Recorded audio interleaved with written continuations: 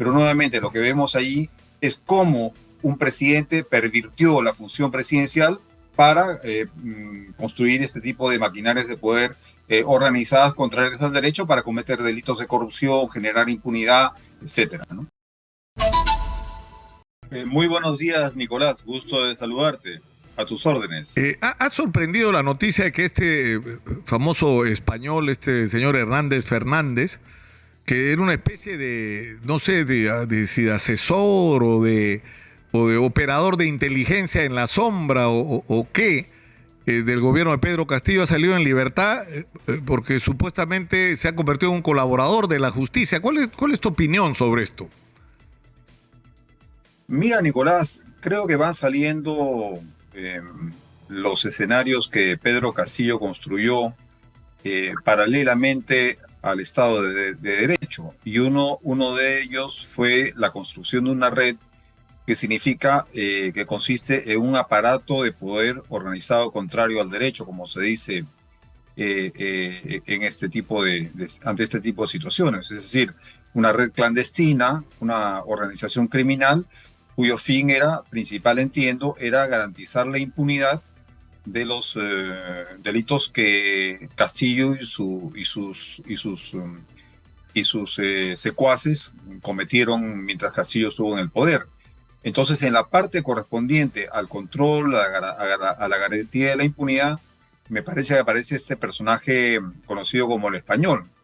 Entiendo un traficante de terrenos que llega rápidamente a infiltrarse en la cúspide más elevada de la Policía Nacional del Perú, lo cual ya demuestra el estado en el cual se encuentra la Policía Nacional del Perú, y bueno, logra afianzarse en esa maquinaria y pues garantizar la impunidad que Castillo y secuaces buscaban.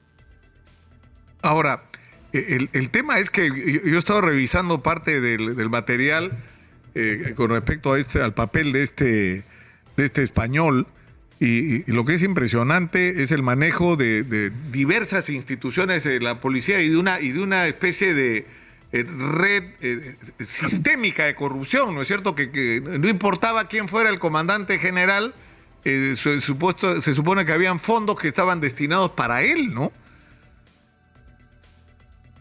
Sí, en efecto, la investigación que conduce el Ministerio Público hasta ahora me parece muy acertada, va a ir revelando este aspecto que tú mencionas y otros.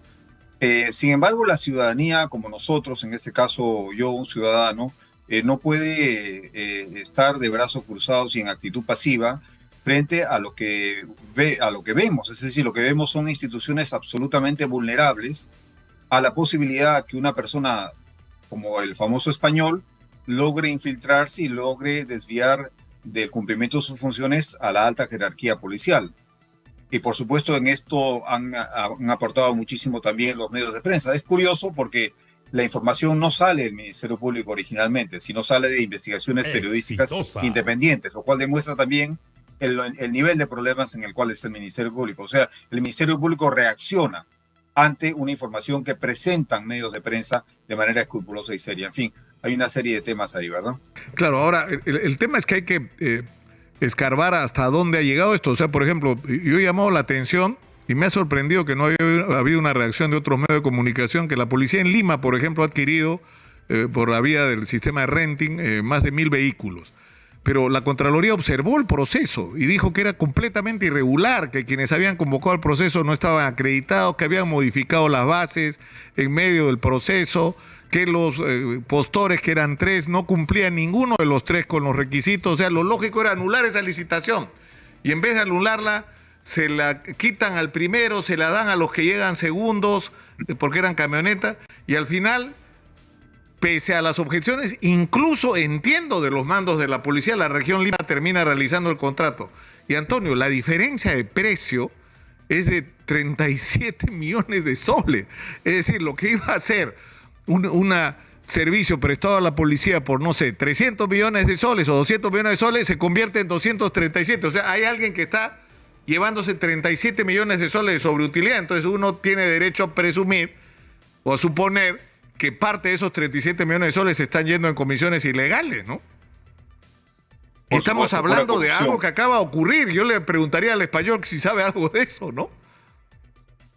Probablemente sabe, pero en todo caso son síntomas, Nicolás, el que tú describes y otros, son síntomas de una institución enferma y que requiere de un nuevo liderazgo. Y ese liderazgo solo puede dárselo un gobierno que está en la capacidad de hacerlo.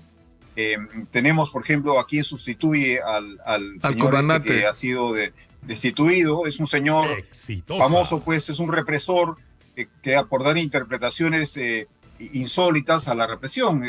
Estos asuntos de la semiótica, en fin. Realmente el gobierno está haciendo agua. No tiene la capacidad Antonio, de garantizarle a la Antonio, ciudadanía una institución diferente. tenemos que ir a la pausa, discúlpame por favor, y regresamos inmediatamente contigo. Por favor, mantente conectado, que tenemos compromisos por los cuales tenemos que ir a la pausa comercial. Ha publicado el día de hoy el diario El Comercio, los periodistas Martín León y Yesenia Vilcapoma de su unidad de investigación, una información que en este contexto resulta relevante. Dicen que el español Vera y Semanche, quien era Vera era en ese momento comandante general de la policía y Semanche ministro del Interior, reasignaron a 20 generales de la Policía Nacional. Y esto en el contexto de pagos había todo un sistema de cobros, ¿no? Y acá la pregunta es de qué tamaño es el problema de Dimitri Semanche. O sea, el solo hecho, porque él ha reconocido además que él sí se reunía y hablaba con Jorge Hernández. Y la pregunta es, ¿a título de qué? O sea, ¿por qué se tenía que reunir con este español? Claro, por la elevada posición jerárquica de este señor Semanche y su capacidad para influir directa o indirectamente y direccionar contratos, licitaciones u operaciones de compra en la Policía Nacional, su responsabilidad puede ser muy elevada.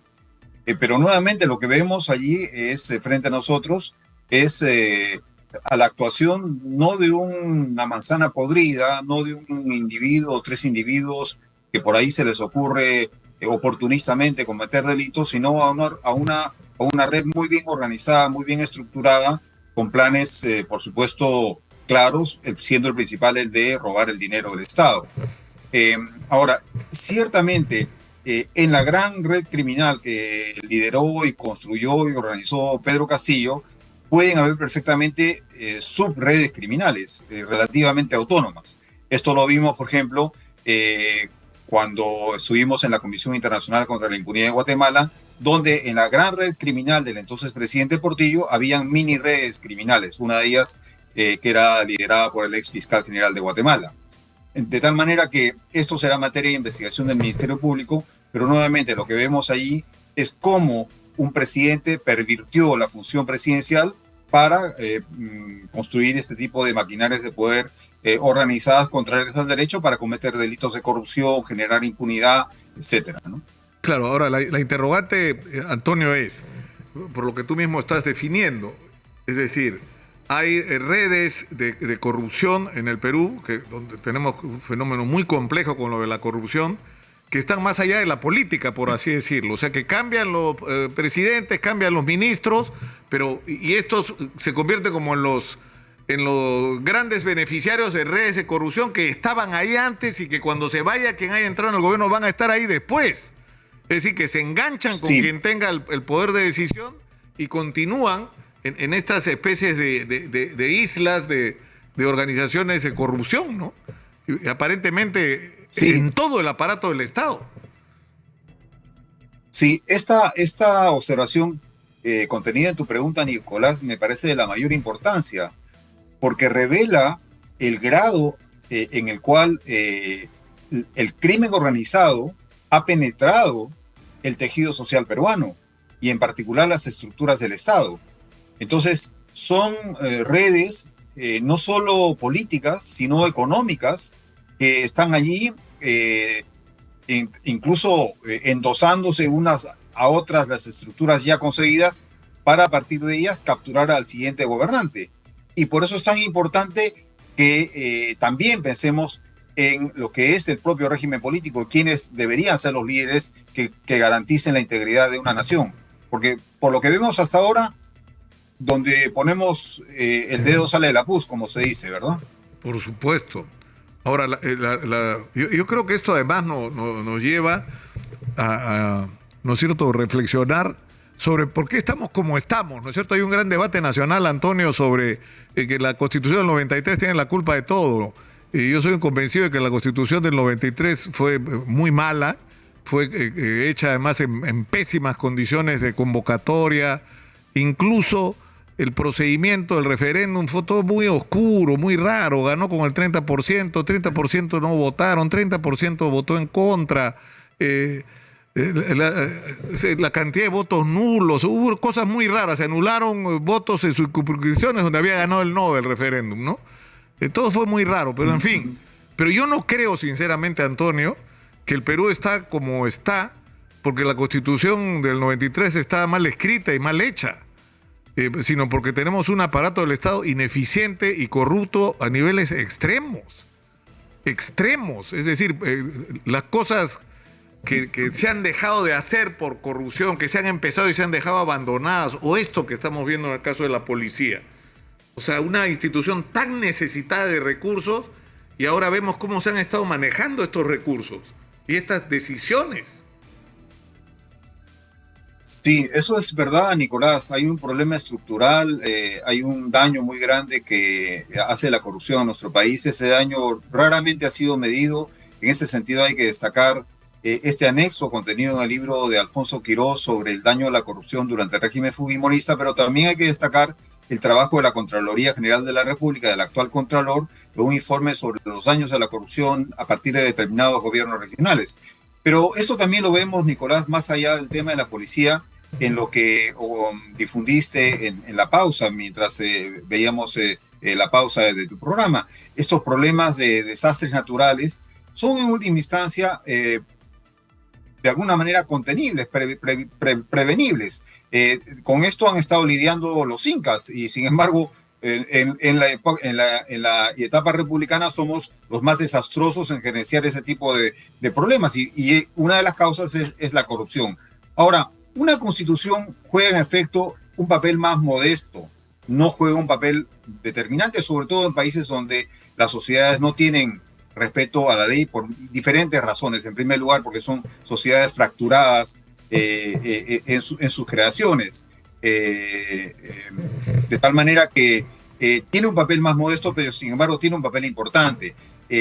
Yo mismo lo he analizado modestamente en mi tesis de maestría, es precisamente sobre la constitución ilegítima, ¿no?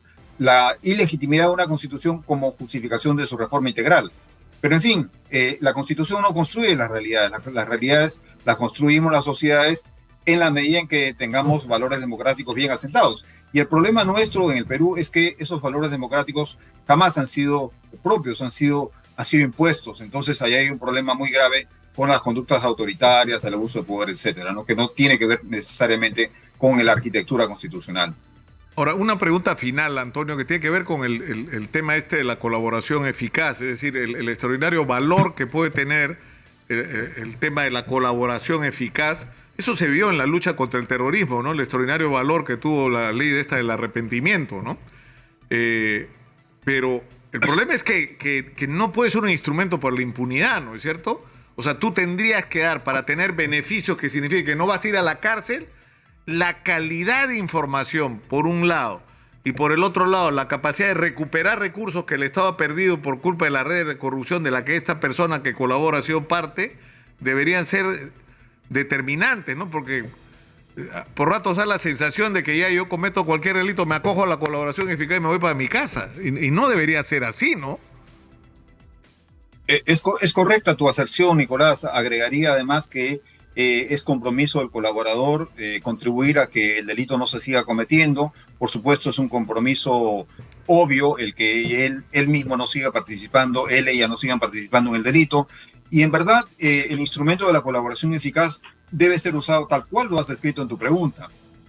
En el siglo XVIII, XIX, procesalistas españoles siempre decían que al criminal y sus cómplices lo acompañan de por vida el medio que empleó, el cuerpo sobre el cual cometió el delito y el tiempo que siempre sale a la luz las cosas. Y hoy día, en el marco del desarrollo del derecho penal y de los instrumentos internacionales para investigar delitos complejos, la colaboración eficaz ha probado ser un instrumento eficaz para la lucha de crímenes complejos, criminalidad organizada, etcétera, etcétera. Pero hay que usarla bien, no puede generar impunidad, como bien señalas tú, Nicolás. Antonio, muchas gracias. Ha sido muy gentil, como siempre.